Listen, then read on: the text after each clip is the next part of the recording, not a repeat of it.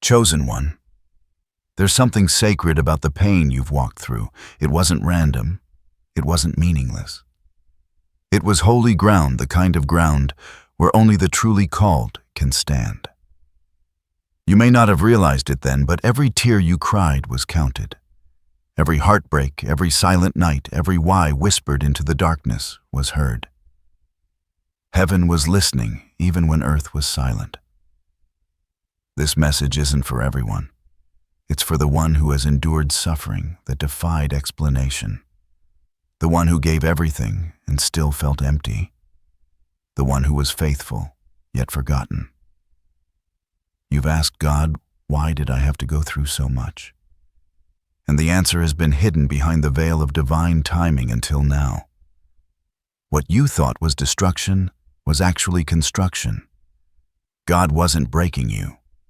He was building you. He was forming in you a depth of faith, a strength of character, and a purity of spirit that can't be faked. Pain was your teacher, and glory is your reward. What once looked like loss was a divine transaction, an exchange of ashes for beauty, sorrow for purpose, wilderness for wisdom. There's a reason the fire didn't destroy you, because it wasn't meant to. It was meant to refine you. It was meant to reveal who you truly are beneath the layers of fear, doubt, and survival. You are not defined by what hurt you. You are defined by what you overcame. And now heaven is whispering this truth into your soul. The pain had purpose. Every scar tells a story of grace. Every disappointment was redirection. Every rejection was protection. God used what the enemy meant for harm and turned it into the platform for your next assignment. This is not just a message, it's a divine revelation. Because the pain that tried to destroy you was actually the tool God used to reveal His glory through you. You're standing at the threshold of divine reversal, where the tears you sowed are about to return as a harvest of joy. Stay with me until the end of this message, because what's about to be revealed will make sense of the chaos you've endured. You'll see why God allowed certain people to walk away, why certain doors closed, and why it had to hurt so deeply before it could heal so beautifully. Your pain was the process. Your purpose is the promise. And God is about to make both collide in divine glory. The Spirit of God has been stirring this word long before you pressed play. This isn't coincidence. This is confirmation. Heaven orchestrated your steps to this very moment because there's something your soul needs to hear. God says, I did not abandon you in your pain. I was there molding, shaping, refining, and aligning you for greater. Every trial was a message. Every closed door was a language only your spirit could understand. It was God's way of saying, I love you too much to let you settle. You see, the pain wasn't punishment, it was prophecy. It was the divine signal that something new was being birthed in you. Think about it. The greatest oil comes from the crushing of the olive. The purest gold emerges only after intense heat. The most powerful testimonies are born from the deepest trials. So when you felt crushed, pressed, and refined, heaven was crafting your anointing. You weren't being broken down. You were being poured out. In the unseen realm, angels were dispatched to guard you. Every time you said, I can't take this anymore, grace whispered back, but you can. You didn't know it then, but your endurance was worship. Your perseverance was warfare. Your faith, even when trembling, was a fragrance that reached heaven. There were moments you wanted to give up, but something supernatural held you. That something was someone. The same God who walked into the fire with Shadrach, Meshach, and Abednego walked into your pain with you. He didn't remove the fire, He revealed Himself in it. That's why you're still standing. That's why, despite everything, your spirit refused to die. Because you were never meant to be destroyed. You were meant to be displayed as living proof that God turns pain into power. Now the Spirit says, it's time to understand what I've what I was doing in the dark. You weren't forgotten. You were being prepared. You weren't delayed. You were being developed. The reason it hurt so deeply was because what's coming is so weighty. You see, the greater the calling, the greater the crushing. And the weight of your purpose demanded a season of pain. But here's the good news, that season is closing. What was once heavy is now holy. The same pain that once drained you is about to elevate you. The heavens are shifting, and your name has been called in the divine register. The time of hiddenness is over. The time of release has come. The Lord says, I am about to reveal why you cried, why you waited, why you suffered. Because I never waste pain, I transform it. And soon, chosen one, you'll look back and whisper, it was worth it. And now that the veil has lifted, what was once hidden begins to make sense. The Spirit of God is saying, this is the hour when I make all things clear. The pain you carried in silence was never wasted. It was the soil in which destiny took root. What broke you also built you. What emptied you also made room for divine overflow. You thought you were forgotten, but heaven had you under construction. Every disappointment carved something eternal inside you. Every delay added weight to your anointing. The pain was not the end, it was the beginning of revelation. There is a shift taking place right now, not outside of you, but within you. Heaven has been aligning circumstances, relationships, and opportunities in silence. You thought nothing was happening, but deep beneath the surface, God was writing your next chapter. You weren't being ignored. You were being incubated. Hidden, yes, but for a holy unveiling. And this is that unveiling. This is the moment when the scales fall from your eyes, and you begin to see why certain things had to unfold the way they did. You'll understand why you couldn't stay where you once were, why certain people couldn't come with you, and why God let you feel the pain of separation. Because the separation was sanctification. He was cutting away what could not carry the next version of you. The prophecy is simple but weighty. God used your pain as a portal to purpose. The very moments you wanted to escape became the birthplace of your authority. The tears you cried in confusion became the oil that now rests on your voice. The wounds that once bled now speak. They are proof that resurrection is not a theory.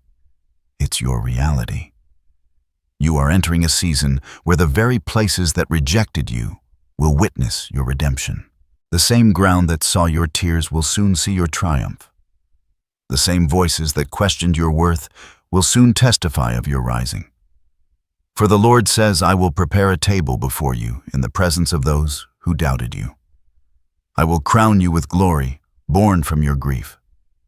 You're not just stepping into a new chapter. You're stepping into divine recompense. What was stolen will be restored, pressed down, shaken together, and running over.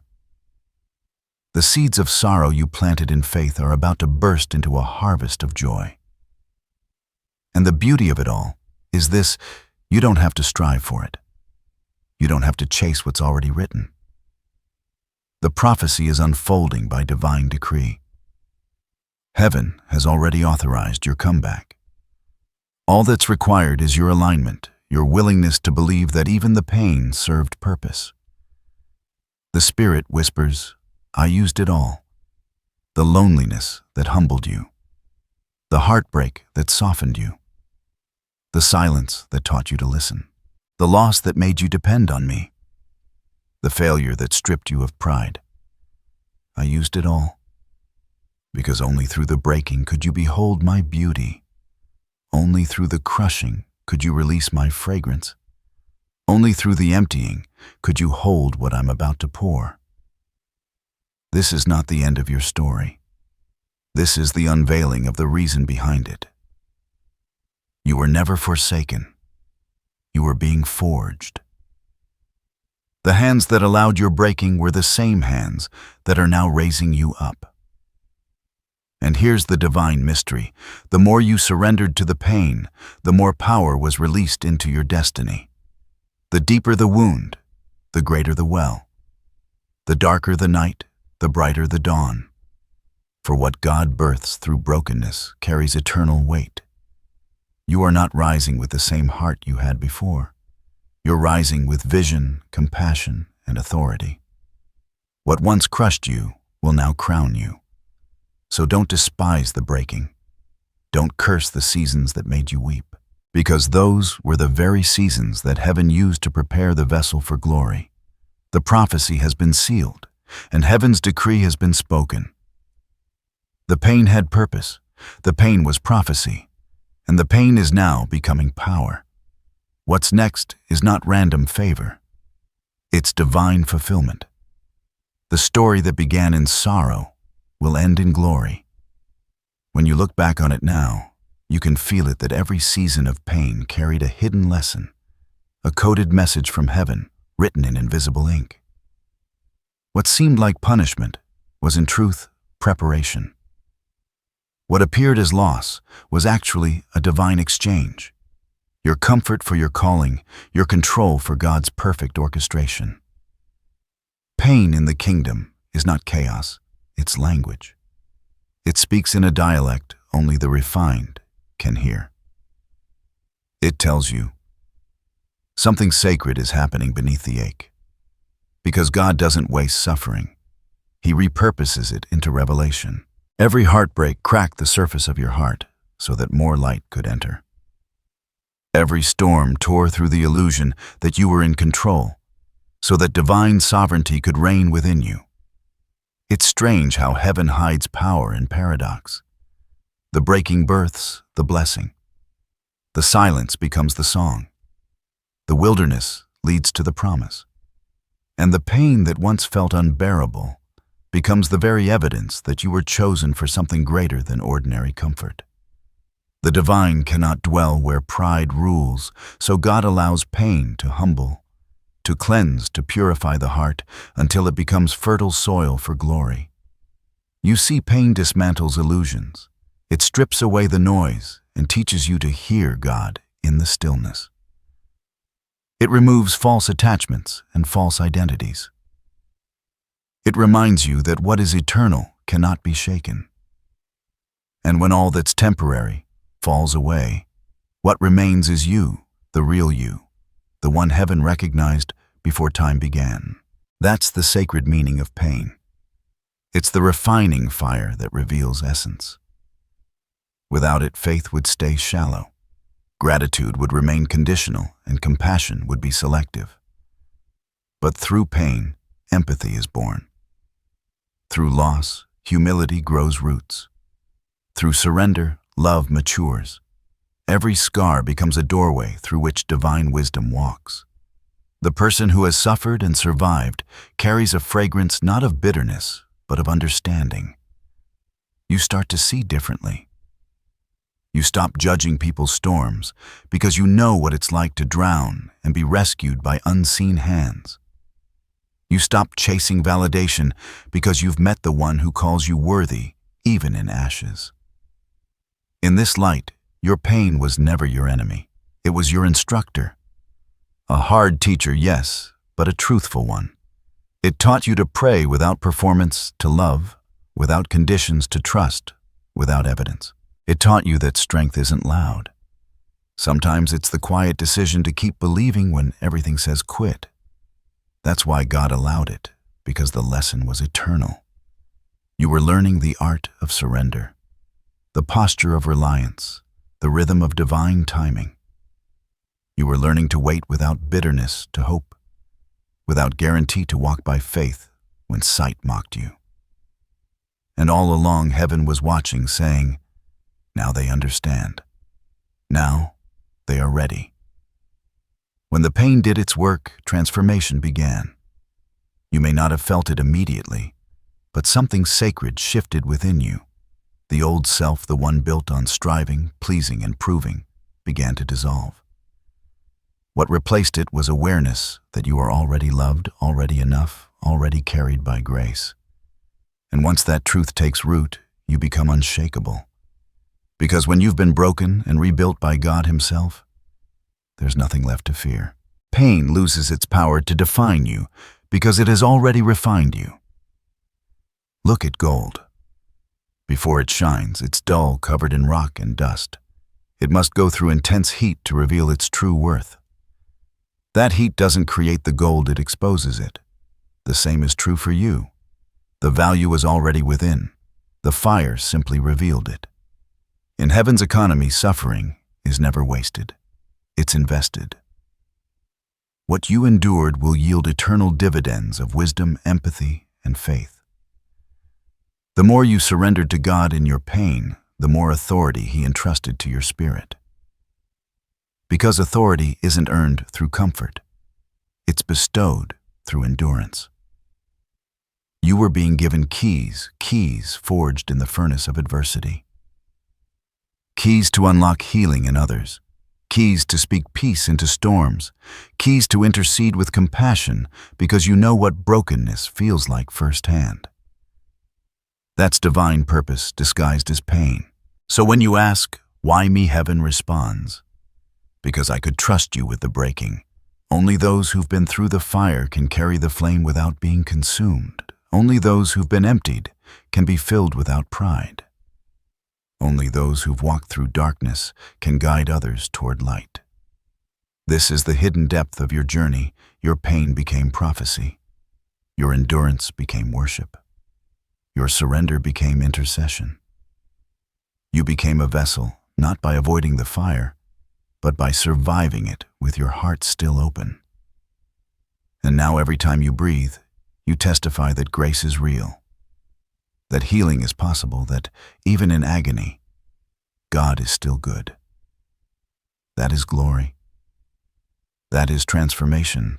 The pain was never the punishment. It was the passage. The storm wasn't the enemy. It was the escort to destiny. And now that you've crossed through it, you carry something eternal, the light of understanding, the strength of endurance, and the peace that only comes when you've seen God in the dark and found Him faithful. And once the refining is complete, heaven begins to send signs gentle but undeniable. They appear not as grand displays of power, but as quiet affirmations that the season has shifted. You'll notice them when your spirit becomes sensitive again, when the noise of striving fades and you start to feel peace where pain once lived. The first sign will be divine stillness, not the silence that feels empty, but the silence that feels safe. The kind where your heart stops racing and you finally exhale without fear of what's next. It's as if heaven whispers, "You can rest now. The battle has ended." You may wake up one morning and feel a strange calm, not because everything outside has changed, but because everything inside has. That peace is confirmation. It means your soul has aligned with what God already finished in the Spirit. The second sign is divine reversal. Situations that once resisted you begin to shift in your favor with no human explanation. People who overlooked you start mentioning your name in rooms you never entered. Closed doors swing open as if they were waiting for this exact moment. And you'll realize the same God who allowed the wilderness is now ushering you into promise. Then comes the sign of restoration. It may start small, a message of reconciliation, a lost opportunity, returning a financial door opening just when you thought it was over. These are not coincidences. They are heaven's breadcrumbs leading you to the manifestation of the prophecy. What was withheld is being returned not because you earned it, but because the season of testing has produced the maturity required to sustain it. The fourth sign is divine remembrance. People, platforms, or promises that once forgot about you will suddenly remember. It will feel like destiny itself is catching up to you. You'll find yourself walking into divine appointments, conversations, and moments that were pre-written for such a time as this. When these alignments begin, don't doubt them. They are heaven's way of saying, You're right on schedule. The fifth sign is renewed fire. After long fatigue, you'll feel passion return to your spirit, ideas, creativity, and purpose reigniting. It won't come from striving. It will come from overflow. Suddenly, what once felt heavy now feels holy. You'll find yourself moved again by what moves God. That inner flame is proof that your spirit is healed. And finally, the sign of divine affirmation. You'll start seeing or hearing words versus numbers or moments repeating messages that confirm what your heart already knows. They won't be random. They'll feel tailored to you. A song lyric, a stranger's words, a perfectly timed message will echo heaven's voice. It was all for my glory. When these signs begin appearing, don't question your sanity. Question your smallness. Because God is showing you that His hand never left. The very same presence that carried you through pain is now guiding you into purpose. These signs are not warnings. They're invitations. Each one is heaven saying, you made it through. You're ready for what's next. So pay attention not with anxious eyes, but with awakened faith. The wind that once felt like resistance will now carry you forward. The light that once blinded you will now guide your path. Because the signs have started appearing, and they mean one thing: the prophecy is active. But even as the signs begin to unfold, there's something few will tell you. Right before the promise manifests, resistance often intensifies. The light you now carry attracts both favor and friction. The moment heaven declares, it is time, the enemy whispers, not yet. And it's in that tension that your faith is perfected. You'll feel its subtle waves of old emotions trying to return, doubt knocking on doors you already closed, weariness creeping in right as breakthrough begins. These are not coincidences. They are tests of transition. The final push before birth always feels the hardest. Not because you've done something wrong, but because you're closer than ever to what's rightfully yours. The first hidden challenge is spiritual fatigue. After long waiting, even hope can feel heavy. You may find yourself asking God, I believe you, but I'm tired. That's not unbelief, that's humanity. Heaven doesn't condemn it. Heaven strengthens it. You are allowed to rest without giving up. You are allowed to pause without forfeiting your promise. Then comes the challenge of misunderstanding. When God elevates you, not everyone will understand the process that got you there. Some will misread your peace as pride, your growth as distance, your focus as arrogance. But remember, they didn't see the nights you wrestled with God. They didn't feel the weight you carried in secret. Let their opinions pass through you like wind. They cannot interpret what they did not live. Another hidden challenge is the test of silence. Sometimes just before manifestation, God grows quiet again. You'll pray and feel the hush of heaven, not because He's absent, but because He's observing your trust. The teacher is silent during the test, not because the student is forgotten, but because the lesson is being proven. Hold steady in the silence, it's sacred. There will also be the challenge of distraction. New opportunities may appear good ones, but not God ones. The enemy rarely tempts you with obvious wrongs. He tempts you with premature rights. Stay discerning. If something demands you abandon your peace to pursue it, it's not your portion. And then there's the challenge of release. Before God fills your hands with new blessings, He often asks you to release what's familiar.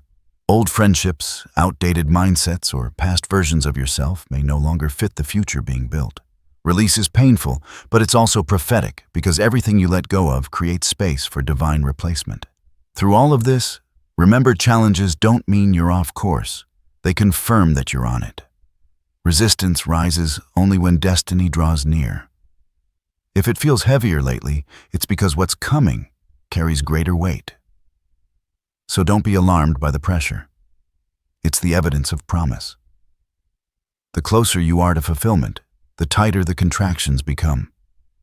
You're not breaking down, you're birthing. You're not losing control. You're stepping into divine order.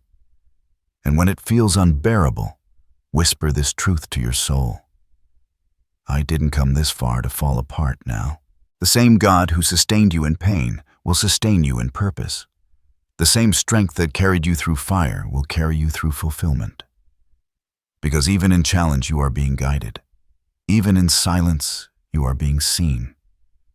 And even when it feels like nothing is happening, heaven is finishing what it started.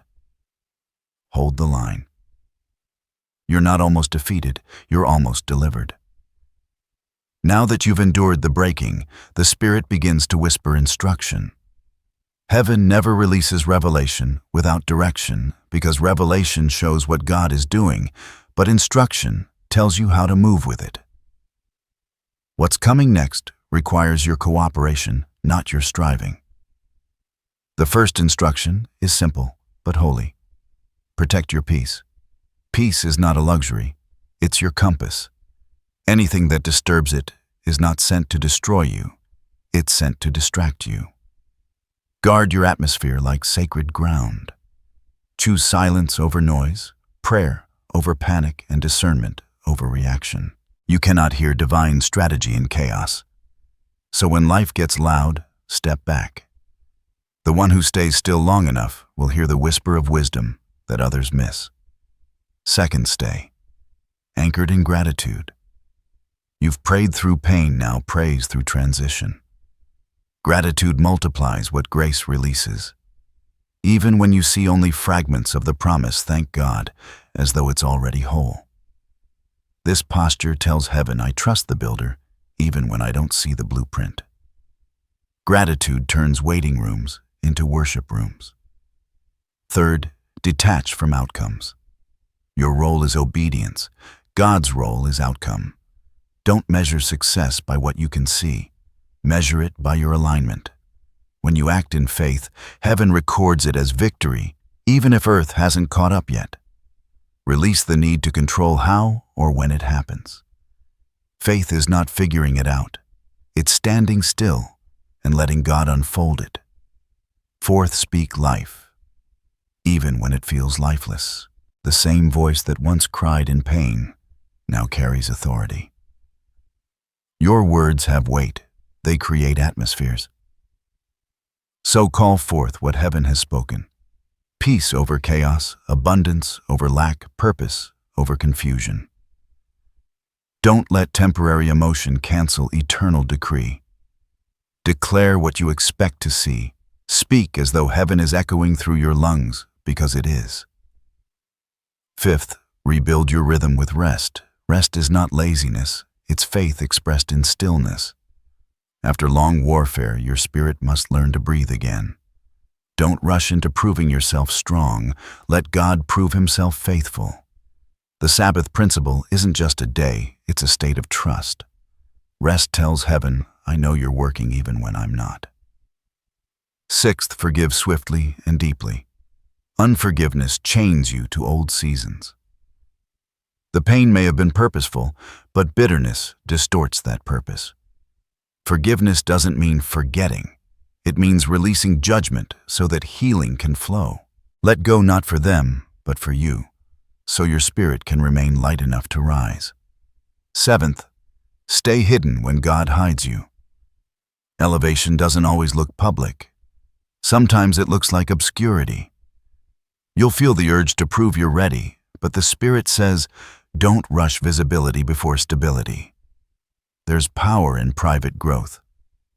When the world can't see you, heaven refines you. And when the time is right, no power can keep you unseen. Eighth, walk in humility. The oil you carry now is precious, but it's also heavy. Pride will try to take credit for what pain produced.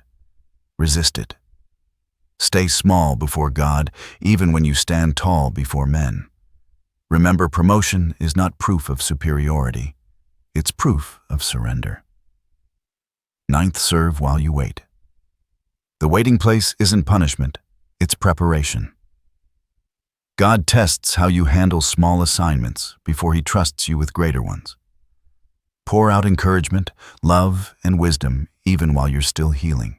Your service in obscurity becomes your seed for visibility. And finally, stay sensitive to the Spirit. You've entered a prophetic season where divine nudges will guide you. Dreams, impressions, inner peace. Don't dismiss them. Journal them. Pray over them. Obedience in small details creates breakthrough in big moments. The Spirit's guidance rarely comes with volume. It comes with peace. Above all, remember this: God's instruction always carries grace to fulfill it. You're not expected to do it in your own strength. The same power that resurrected you from despair is the same power that will sustain you in destiny.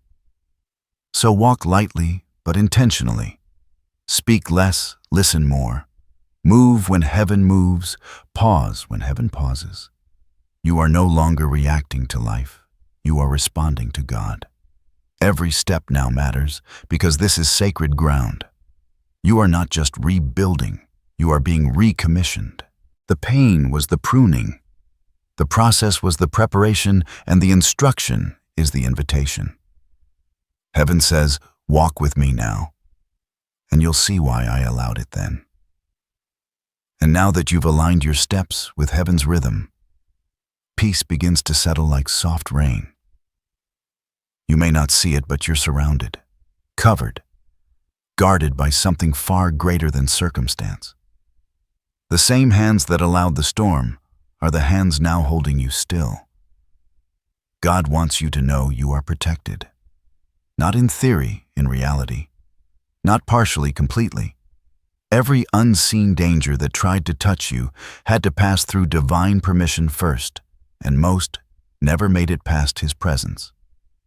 That's why you're still here. You didn't survive by luck. You were sustained by covering.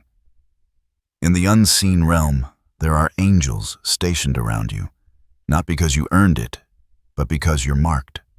Marked for purpose, marked for glory, marked by the blood of divine covenant that says, "Touch not the one who carries my promise." Sometimes that protection didn't look like deliverance. It looked like delay. God shut doors you begged Him to open because He saw what waited behind them. He rerouted you through detours that looked like loss, but were actually lifelines. Every no was a shield. Every delay was defense disguised as disappointment. You may not have recognized it then, but heaven was fighting battles you never saw. There were moments the enemy came closer than you knew.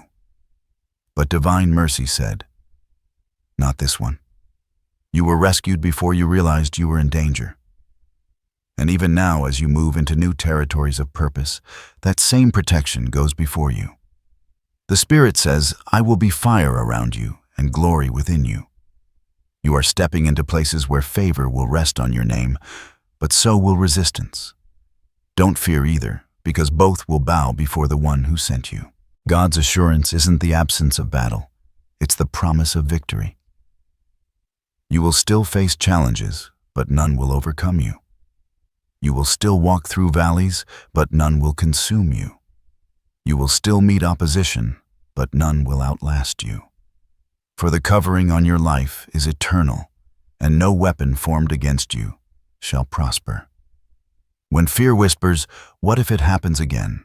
remember, it can't. Not this way. Not this time. You're not returning to the old cycle. You're walking in covenant now. The wilderness is behind you, and the promise is protected. So rest not because everything is perfect, but because everything is protected. Rest because heaven's walls are higher than the enemy's reach. Rest because the same God who began your story intends to finish it with glory. There is safety in surrender. There is security in faith. And there is peace in knowing that you are not walking alone. You never were. The path before you is lit. The shield around you is sure. The presence within you is unshakable. You don't have to fight for this, just flow with it. You're covered. You're seen. You're safe. Something happens when you realize you're safe. The heart unclenches. The spirit breathes. the soul finally says, "It's over." And in that peace, transformation begins quietly at first, like dawn after the longest night. You begin to feel different, lighter, clearer. It's not because everything outside has changed, but because you have. You no longer carry the weight of what was. The memories remain, but the sting is gone. The pain that once paralyzed you now empowers you. You can talk about what broke you without breaking again. That's how you know healing has taken root, when you can revisit the wound and find wisdom instead of sorrow.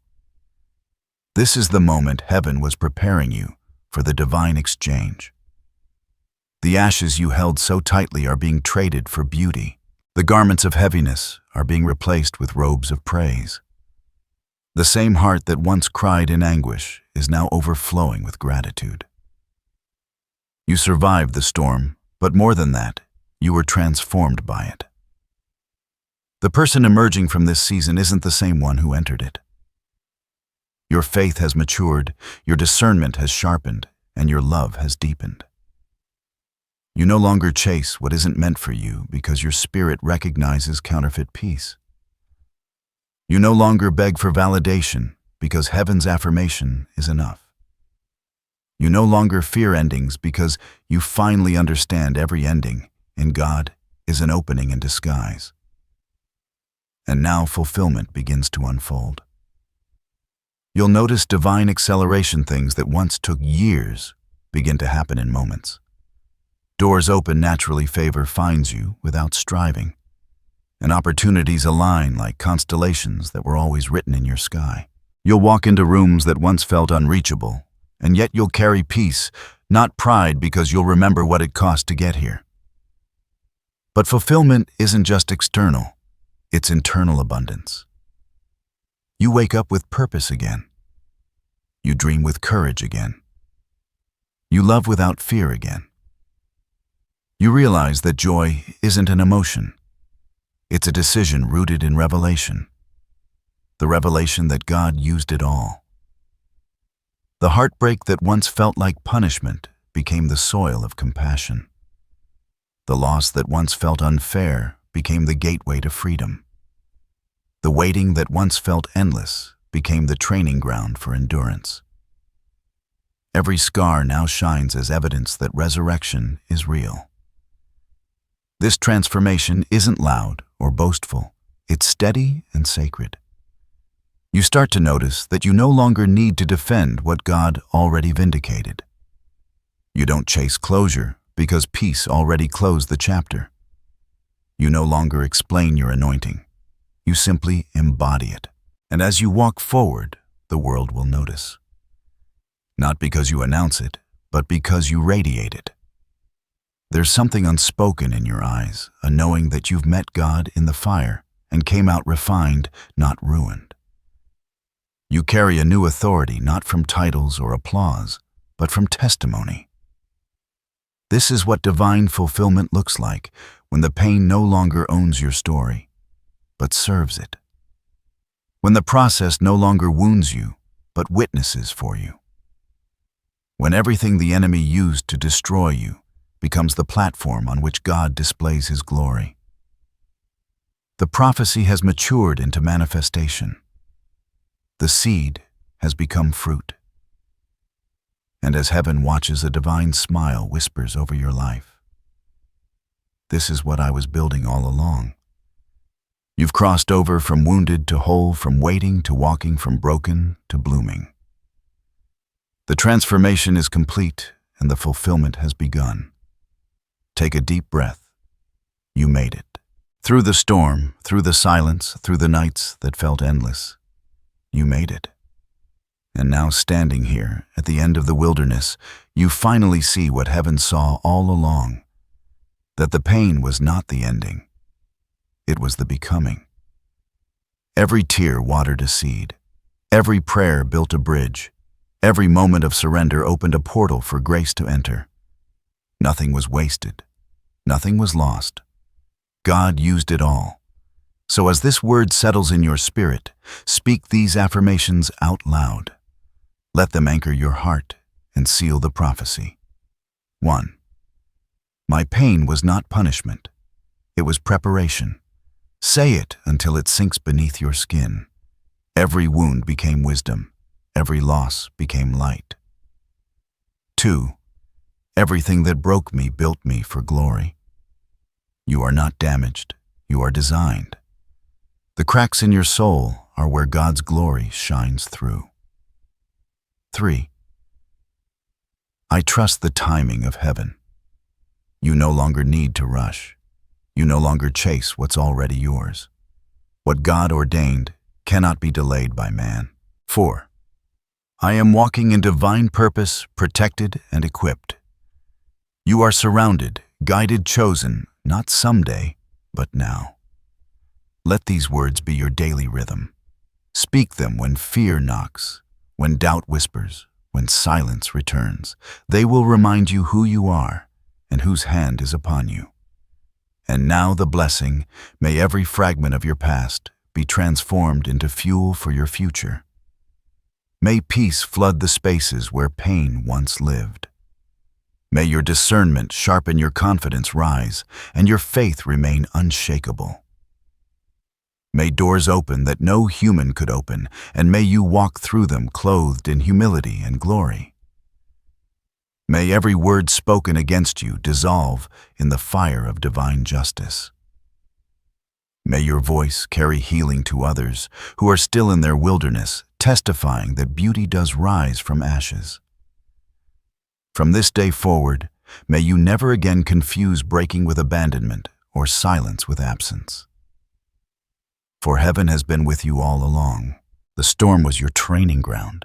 The pain was your teacher, and the promise, it's your inheritance. Lift your head. Straighten your shoulders.